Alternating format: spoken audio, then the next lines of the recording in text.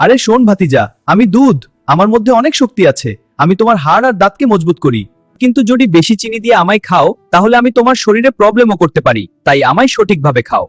সালার চিনি হয়ে একটা ভুল করেছি, আমাকে যখন ইচ্ছা তখন রান্নাঘর থেকে নিয়ে চাবাই। আরে মামা, আমাকে আসতে চাবা, ব্যথা পাইতাছি। শোন মামা, আমাকে যেহেতু তুই খেয়েছিস তাই একটু উপকার করে দিয়ে যাই, না হলে আমার ঠেকা পড়ে নেই। দেখ আমি তোর কি উপকার করি। আমি গ্লুকোজ হয়ে শরীরে দ্রুত শক্তি দিই, মস্তিষ্ক আর পেশিকে এনার্জি দিই। আর যদি অতিরিক্ত খাস তাহলে আমি তোর শরীরের জন্য শত্রু হয়ে থাকবো। আরে ভাতিজা, তুই কি ভাবছস আমি শুধু উপকার করি, ক্ষতি করি না? তাহলে দেখ আমি তোর শরীরে কি ক্ষতি করি।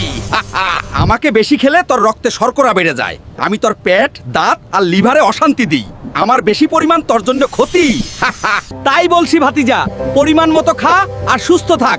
ভালো লাগলে সাবস্ক্রাইব করে দে। ভালো থাকিস ভাতিজা।